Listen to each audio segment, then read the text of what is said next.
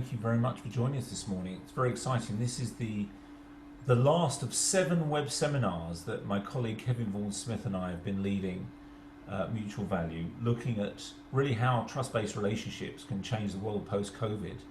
And today we're trying to bring that together to look at leadership of your team, of your organization, of your marketplace, of your supply chain, your partners, leadership perhaps even of society. So what does that look like post-COVID? And we're delighted to have with us 2 guests who will be discussing this with.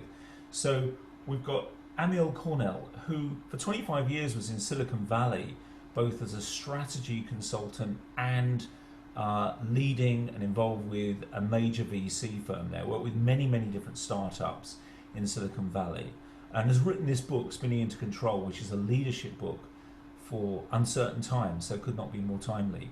And also with us is Matthew Hunt, who's the Chief Operating Officer of Pay.UK, which is the UK's leading retail payments authority, but was previously in charge of a whole bunch of different payments divisions and systems at the Bank of England, and tells us he was actually responsible for the gold vaults there. So right at the centre of the UK economy, and we'll share his thinking on this. The way we're going to run this session is for the first 20 minutes or so, Kevin and I will share our thinking based on trying to distill some of the ideas that we've shared and have learned in the past 7 weeks. And then in the second half, we'll talk with our guests and also invite you to participate too. A couple of quick points. One is we're recording this. Secondly, if you do want to take part, just put questions in the Q&A for any of the panelists. Please go into the chat, and actually it's worth now just putting in the chat, saying hello to everyone where you are, because we're all over the place these days, aren't we? So please do that. And also, when you want to speak, just put your hand up next to your name on the panel, and we'll come to you and make sure that we hope you take part. So without further ado, let's get into our discussion, and let's start by looking at the challenge of leadership. Kevin. Yeah, thanks, Stuart, and good morning, everybody. Look, I'm just going to take 3 or 4 minutes and share with you my views and experience of the way business has operated from a leadership point of view, and why, despite its many successes, it's failed often to maximize the benefit to key stakeholders like employees, like suppliers, like customers, but has instead focused on short-term transactional thinking and to the benefit of shareholders and the market. I spent 40 years building major relationships and then serving on the boards of large and small organizations and working and coaching senior leaders and their teams on how to work. And my observation, shared by many, including my old friend Stephen R. Covey, was that so many of the things that we do are still rooted in industrial age thinking. We still stick to primarily carrot and stick reward, promotion, and recognition systems. We try to satisfy the market, or in terms of government procurement, we try to satisfy the needs of the NAO to get to least cost procurement. We divide our businesses into silos and activities that Adam Smith might have recognized in his pin manufacturing, but are no longer relevant to the needs of the market and the way we're trying to operate, and don't take advantage of the need to collaborate. In fact, they create barriers by targeting activity measures, not shared outcomes. We focused on checking and measuring and control instead of focusing on inspiration and leadership. If you think about the fearful reputation in many organizations of procurement, internal audit, risk, all these people are out there, and many of us are trying to avoid them or trying to do our jobs despite them. And in fact, we'll find ways around them if necessary. I worked with one bank, had a standardized procurement requirement, and 25% by volume of all procurement avoided, leaked out of that system. What's going on?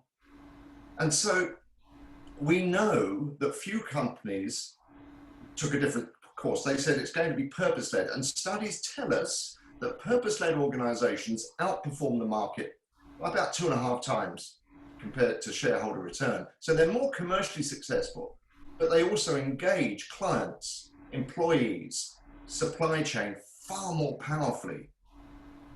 I mean, if I give you one example, I've sat on many risk boards or looked at many risk assessments. We would look internally at that and say, oh, we could recognize a plane might hit the building, so we better have some backup and some facility to keep going. What we didn't, despite pandemic being on most risk registers, what we didn't do is think about how could we safeguard our employees, our suppliers, our customers. We disregarded that because we looked at globalization and the benefits that it could produce. So look, this purpose thing is very powerful.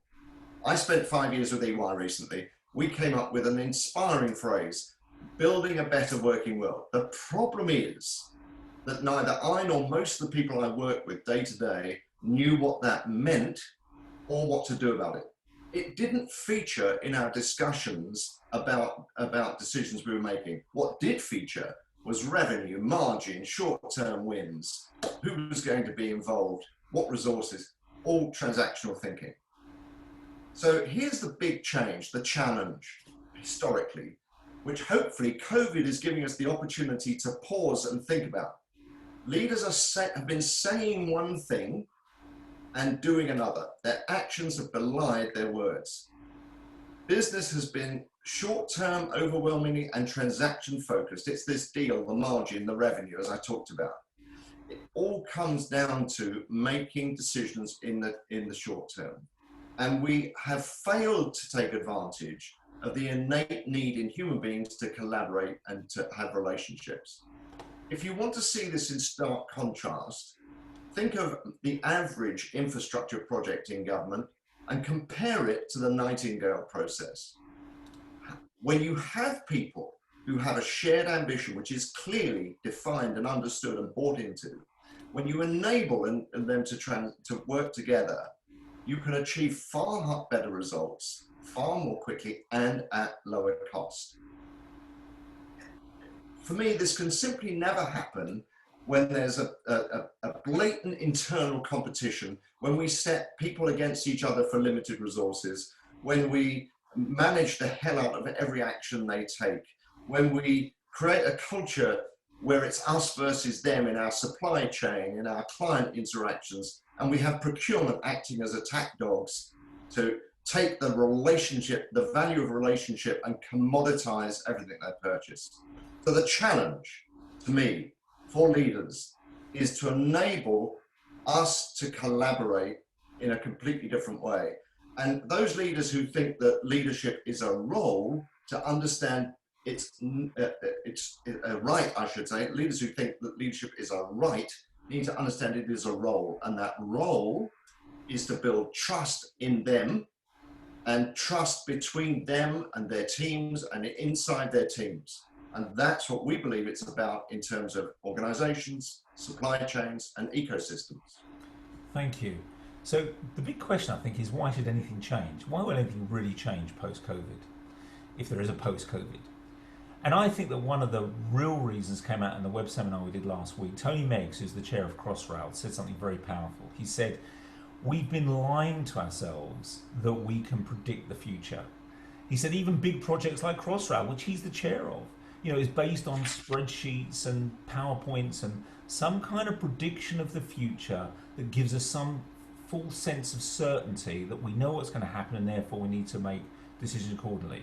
And we just don't. It's a lie. And COVID has shown us that we're in the age of anything can happen. So, if that's the case, what needs to change in the future? Well, let me share with you a powerful model that is actually Stephen R. Covey's model of belief that we think is at the center of what needs to change.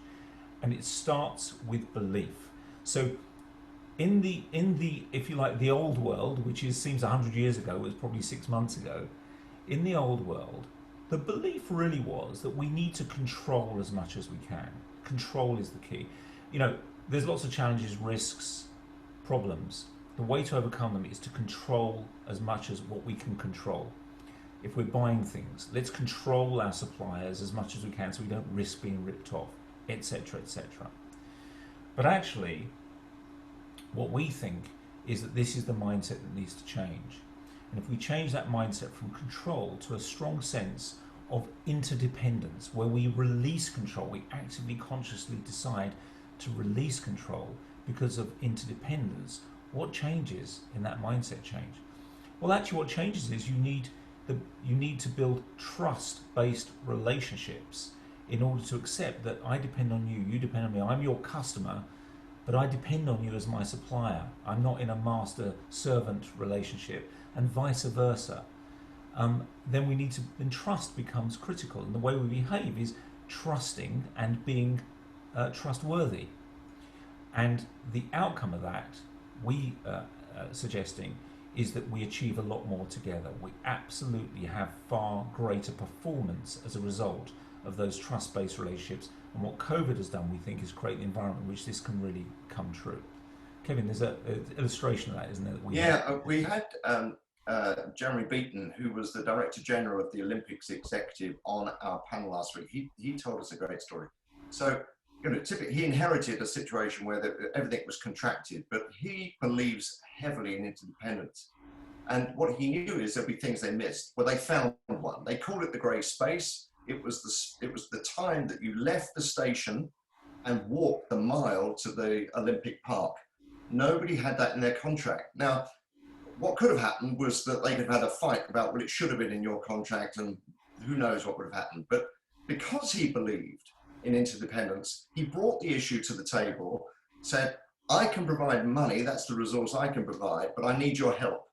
And the team got together, solved the issue, and ended up with lots of helpers with big rubber hands pointing the way. So it was fun. They got everybody committed, and they didn't spend virtually a penny.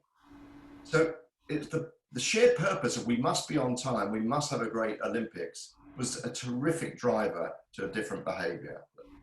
Now, what changes when you do that? Now, anyone that's seen any of our sessions recently has seen this model that we believe very strongly. And we've talked about it in the context of where you invest your relationship capital with customers so that you move from being a commodity supplier to being a genuine partner to your customers, and equally with your supply chain. But this actually applies across the board. This change can be the change between you and your colleagues, your team, your organization, because so much of what happens even within organizations is highly transactional. It's not trust-based, it's control-based. Despite what the warm words say, that's often the reality. And so we're suggesting that moving away from transactional interactions, commodity-based relationships, to partnerial-based relationships as a mindset shift changes the behaviors and changes the outcomes, which is obviously what we need to do. How do you build that trust? Well, we've got a trust model that we use, and it has these three components. Kevin's talked very powerfully about the importance of purpose and vision, and that's the clarity piece. We're all clear where that's really the role of leadership, is to set direction, isn't it? To really be clear on what we're trying to achieve, our mission, what our vision is. But actually, collectively, we develop our capabilities, and collectively, we decide the behaviors that we're going to exhibit between us. Leadership sets the tone for all of those things. It asks the questions. What can we achieve together? It sets the direction. Here's what we need to try and achieve. But it doesn't necessarily control the other two sides of those triangles. And that goes for whether you're within your organization. So an internal organization of any size is an ecosystem. It's an ecosystem of different players, different parties, each of which have their own components. Those could be individuals in that diagram. It could be different divisions or business units within a larger company. But the point is, we can either try and control those different units to minimize risk or small risk, or we can collaborate and be interdependent in order to minimize big risk, bigger systemic risk that takes place, and be able to respond more effectively when things like COVID or any of the other unknowable things happen. But it goes wider than that. If you have this mindset, it goes to leading the ecosystem of partners and suppliers that you have, other stakeholders. Matthew knows all about regulators in his world. Many organizations live in a regulated environment. So bringing them into the ecosystem, building a sense of interdependence, shared vision, shared purpose, we think is a very powerful mindset and approach that creates much more powerful leadership. And similarly with the marketplace, in business to business, we think this is often about key customers, but in all marketplaces or end users, it's really about bringing them into this thinking as much as possible. You know, Amazon does that. A lot of ecosystem-based businesses now are very successful by bringing customers into the product set. We are all part of Amazon's product, and actually the interaction, interdependence between the flow is very powerful, and we think that this is where the world is going to increasingly go. If you're really going to be have a mind shift, is can we define the trust based relationships in that bigger ecosystem, and even, if you like, in society as a whole, it goes beyond that. How can we lead in wider society with this sense of mutual value? We call our business that for a reason, a sense of mutual value. We're creating value together, not I create it for you and you buy it from me. It's a different mindset.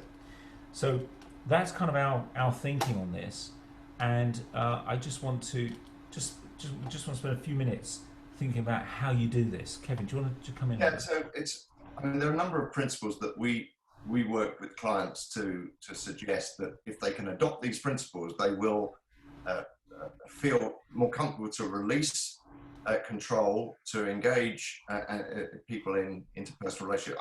I think we could just touch on a couple of things here. So, and the ones that I want to focus on are courage and consideration.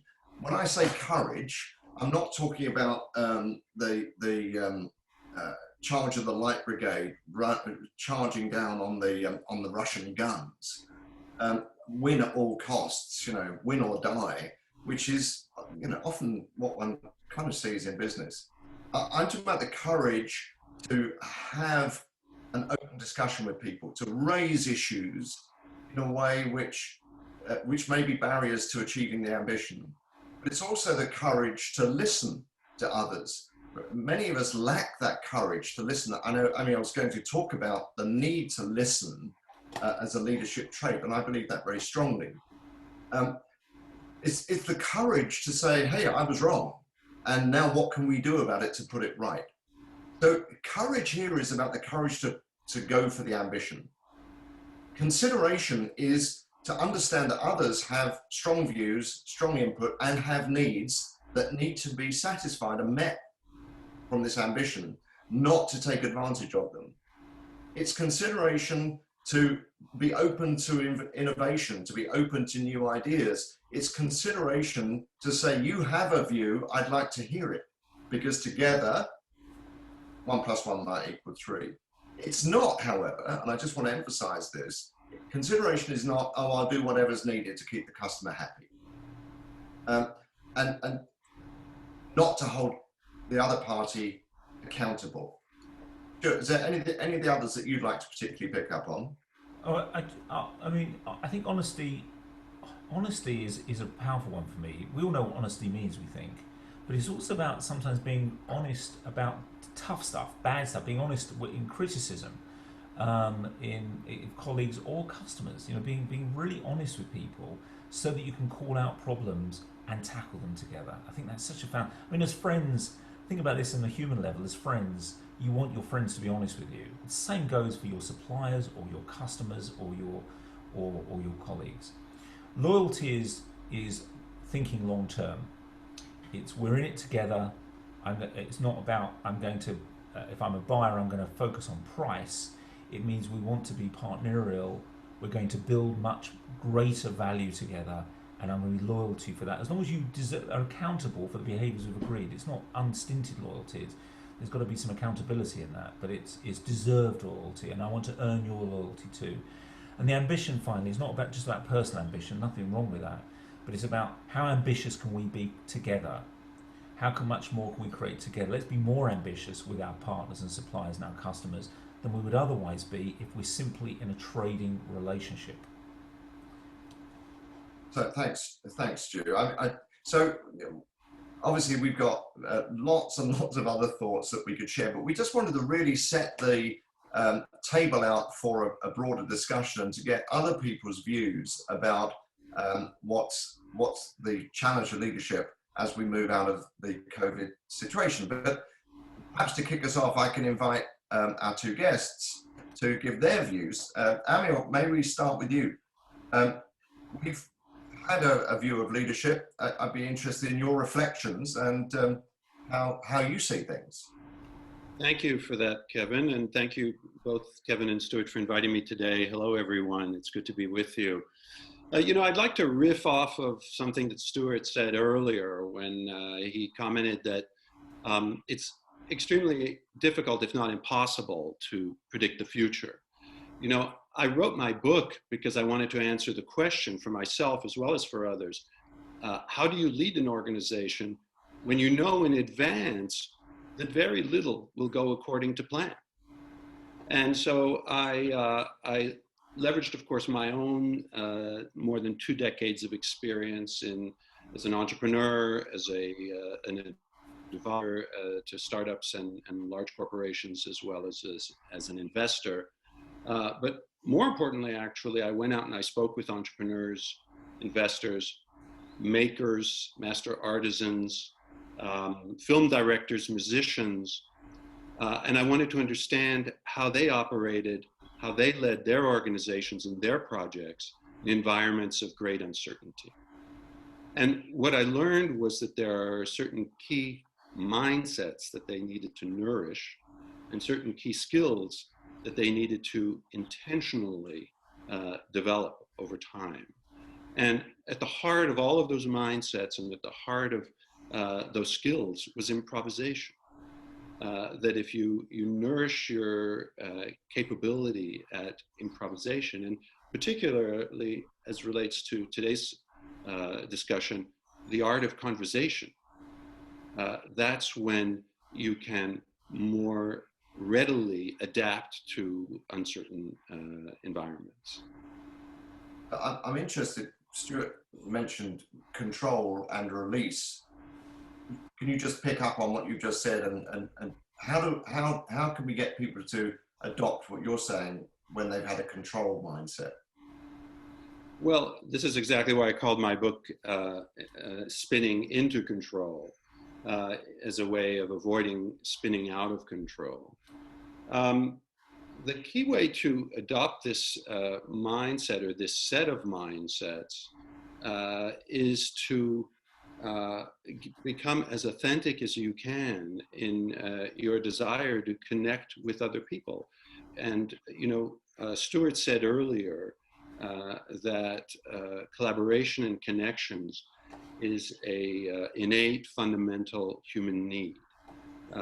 And I would argue that that is one of several that are critical for this discussion. The other two being the need to explore and the need to build or tinker. And I think when we're true to recognize them in others and encourage them in others, then we shift very naturally to these mindsets. Fantastic, thank you, Amiel. I know there'll be questions coming up, and don't forget to the audience, if you have questions, please do put them in the chat or raise a hand if you'd like to come in. But let me now move to Matthew, if I may. Matthew, I'd love your reflections on the model and what you're seeing in leadership going forward. Yeah, thanks, Kevin. And to start with, like Amiel, I'm very grateful for you to have me here. And good morning, or good very early morning, or good evening to wherever you are in the world. I think we've got someone from Singapore and someone from the Wirral, and obviously a whole bunch of places in between on the webinar. So I've thought a lot about leadership in the last 2 years since I've been doing this job, actually, and I've been thinking hard about what it means for us and what it means in the COVID-19, and as Stuart says, maybe one day post COVID-19 era. Maybe where I could start is at Pay.UK, we do operate in a complex multi-stakeholder ecosystem. So these points that, control is dead have actually always resonated with me. And this is not a COVID thing at all. As Stuart will remember, our first meeting was actually in the face-to-face days. We met in a meeting room in London, and that seems a long time ago now. And the ideas we talked about then, before we were all subject to these measures, absolutely hold. So I wanted to talk about multi-stakeholder ecosystems and how that works. For us, our stakeholders are, regulators, which Kevin mentioned, the banks that are members of our payment systems, and ultimately the end users, people like us who kind of send money around.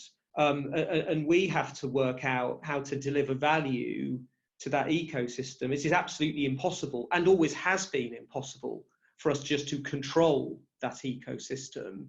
And therefore, the concept of delivering value has been an absolute key one for us. And I don't think, maybe a slightly provocative thing I can say is, I don't actually think for us COVID-19 has changed that at all. Where I would agree with the premise is that I think COVID-19 in many ways has given us all an opportunity to pause and reflect on these issues. And to that extent, I think we want to make the most of those opportunities as well. But I really liked what Amiel just said about the importance of improvisation. I'm aware of what improvisation is, but I'd not really heard it used in a business context much before. And I think the word I used to use for it, or probably still do use for it, is judgment. For me, what is judgment?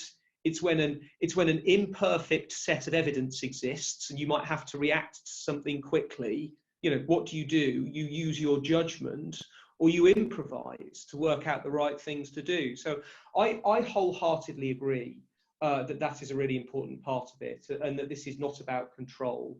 The key words for me, I think the two key words for me in leading a multi-stakeholder ecosystem, probably above all the others, are mandate and value.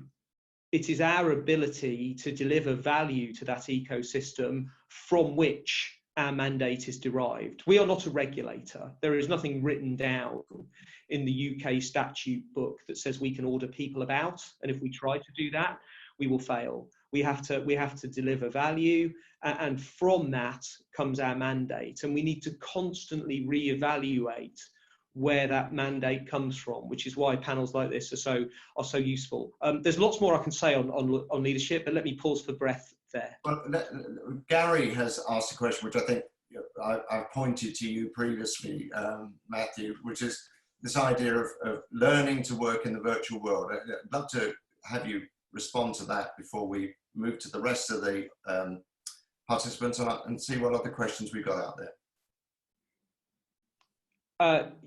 Do you want me to speak first, or is Gary going to ask something?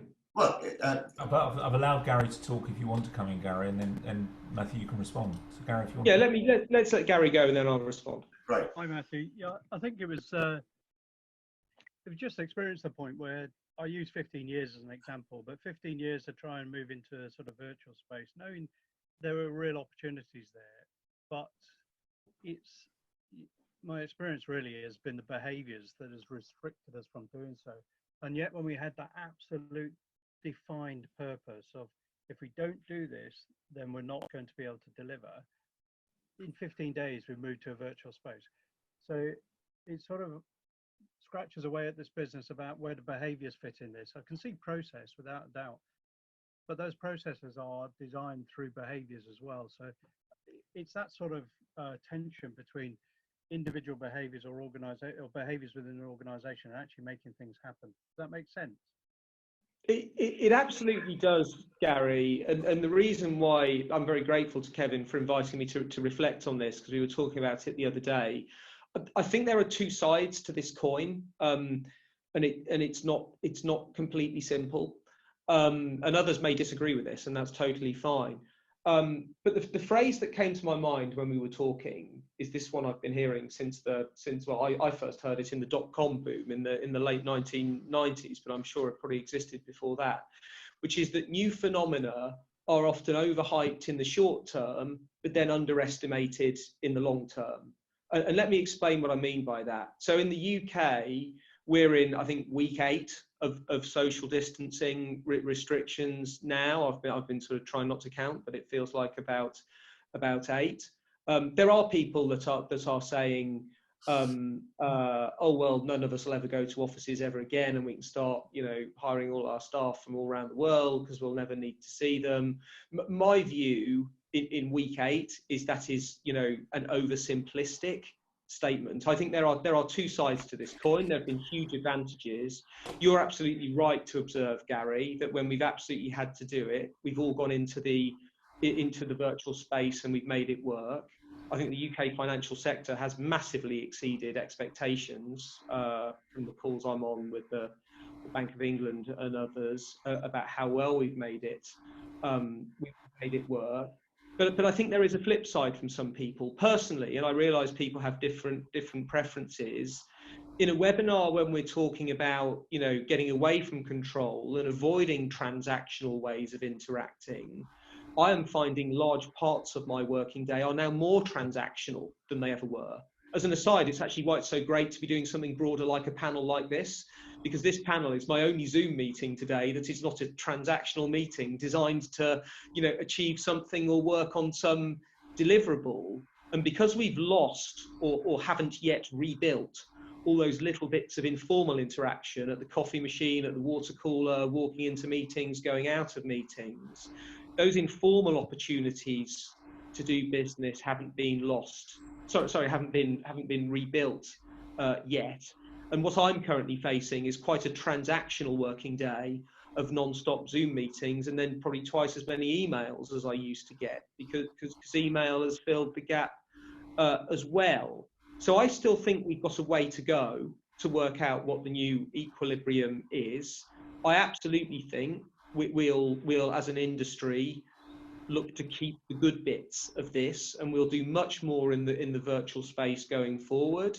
But for me, the whole thing about things being overhyped in the short term and underestimated in the long term, I still think we've got much more thinking to do about the right equilibrium going forward to making sure we don't, as individuals, end up with huge mental health issues or the hermit mentality or an excessively transactional way of working. Because in a webinar like this, that's exactly what, as leaders, we should be trying to get away from. So I think we'll keep the good bits of this, but I think we've got much more to do to work out, when we have the flexibility, what the right equilibrium looks like.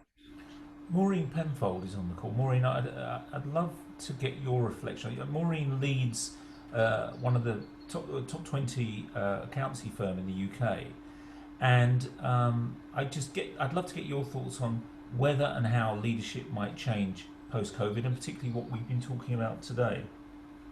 Yeah, good morning, everybody. I sort of buy into the conversation as it's going, which I think traditionally, particularly accountancy firms, we were very control and command, and that's been an evolution.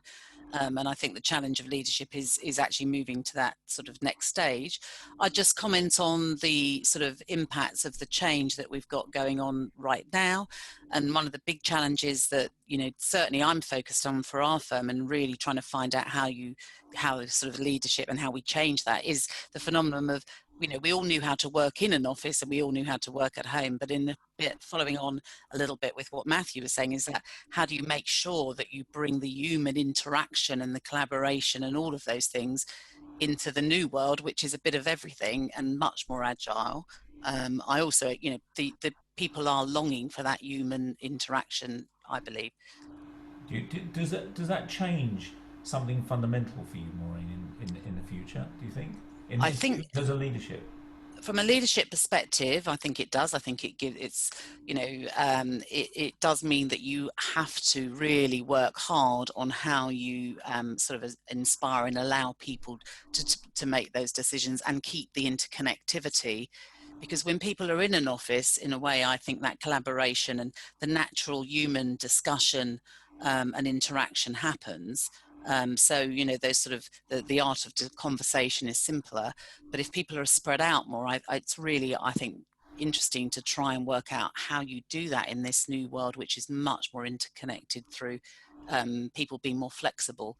But I still think as leaders, the more human interaction is still going to be required. Thank you. Just briefly, if I may, and then we'll come back to the speakers. I'd love to. Michael Jenkins over in Singapore. Michael made a point in the chat, and I know these are really hot thoughts for him about leadership. I know, Michael, you want to make those points. So can I've allowed you to speak. Do you mind just, I think I have. Do you Yes, want to come indeed. in? Hi. We could Hello, keep. hello, everyone. Yes. Just briefly, if you may, just because of time. Sure. Yeah. Just three quick points. Picking up on what everyone said so far. I think on the question of listening, developing listening skills, that seems to be a very important component to the empathy that I mentioned earlier. But I think one of the problems, and coming back to the traditional and transactional way of doing business, is that many organizations are quite happy to allow their corporate psychopaths to run amok in service of chasing, the next big contract. That courage that Kevin mentioned earlier, and the honesty to sort of call out bad behavior, is something that I really think we need to do a lot more work on. And perhaps the pause that was referenced earlier on, the pause to reflect on how we actually work together, gives us a really good breathing space to sort of think about how we can call out that kind of behavior going forward. Thank you. Amiel, if I bring you in, I'm sure you want to comment on a couple of points that have been made, but I'd love to put something to you, which is, you talked about improvisation and the importance of being able to improvise and respond, and we all know the importance of that now. You spent many years investing big money into companies, and I'm assuming in doing that, you were looking for certainty, predictability, trying to pin down, reduce as much risk as you can, all that stuff. How do you reconcile those two things? Guilty as charged. So, for more than 2 decades, you're absolutely right, Stuart. I believed fervently that the management of innovation and entrepreneurship could be approached as a science. And so no one was a stronger advocate than I for planning, the setting of milestones and metrics, and holding entrepreneurs' feet to the fire when they deviated from the plan. I'm embarrassed to say now, because it was just about 4 or 5 years ago that I started working on the book and doing the associated research in order to answer questions that had been nagging at me. Questions like, why was it that despite our best efforts to be very scientific and thoughtful in our approach, so often our efforts resulted in failure? And also, why, even when we were successful, did the success seem to be unconnected to the plan? And it was that journey of trying to answer those questions just in the last few years that I hit on this insight, really, into the critical role of improvisation through conversation. And I would love to come to Julia Tyborough's question in this regard in a moment. Improvisation through tinkering, and improvisation through exploration, or wandering, as I call it in the book. Well, that's terrific. I'm going to try and bring questions from Darren Shippard and Julia together. We're running out of time.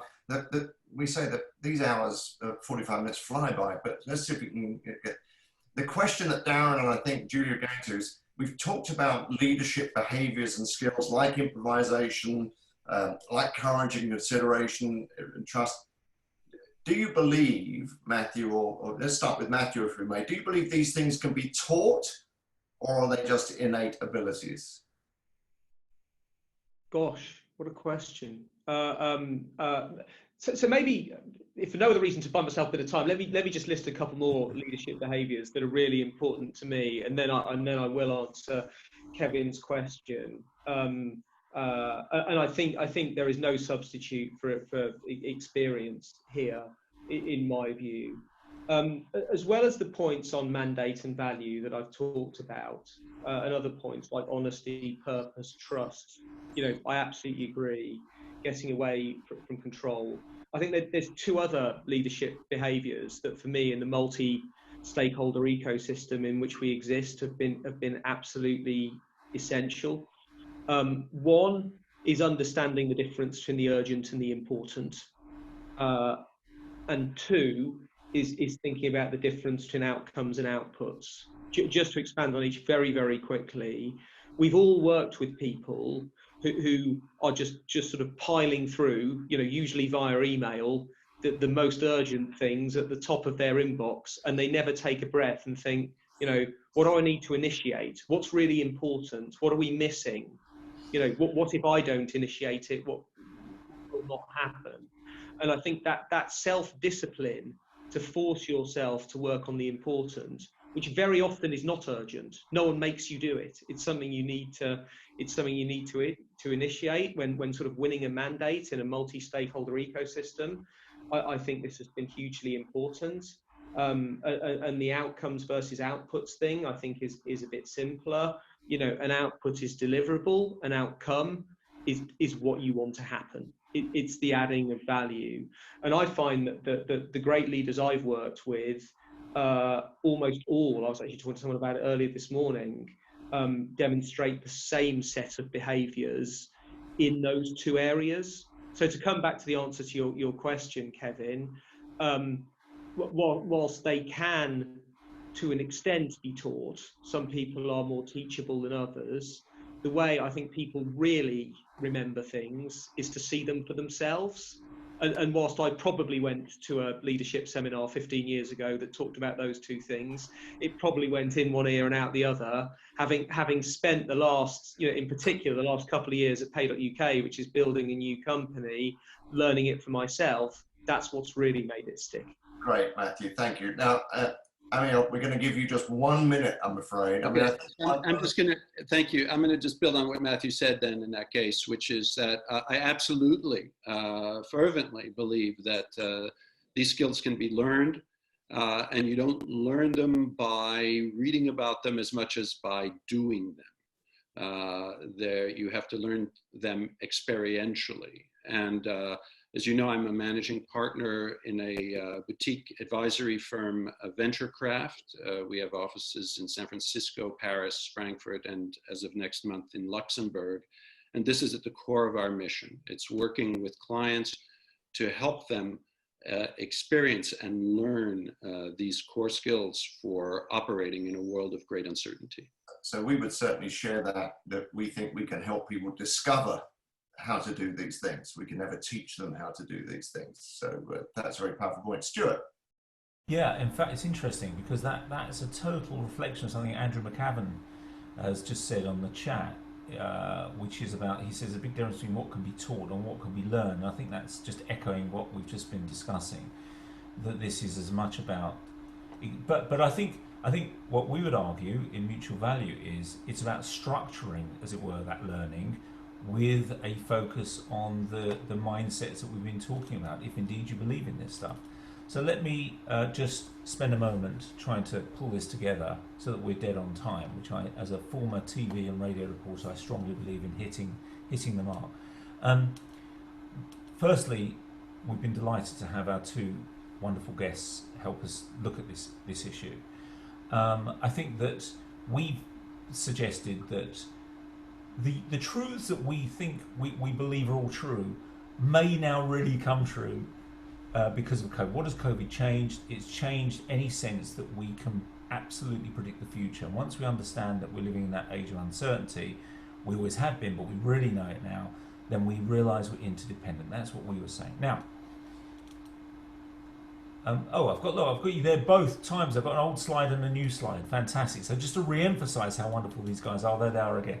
What I really wanted to say was that mutual value, we help organisations do this stuff. We help organisations really rethink how they are going to engage with their key accounts, with their supply chain, with their other stakeholders, with the marketplace at large, and build trust-based relationships that build much greater value for all of the parties involved.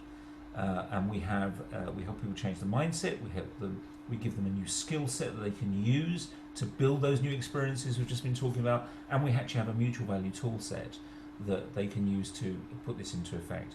And as part of the attending this web seminar, what we're offering is we will happily have a 30-minute consultation with you after this, and if it seems justifiable, run a free web seminar for you with your leadership team to look at these issues and explore these ideas.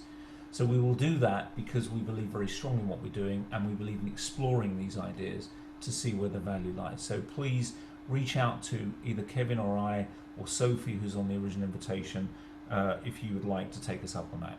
So thank our guests, thank you very much for attending. We're dead on time. Have a great rest of the day.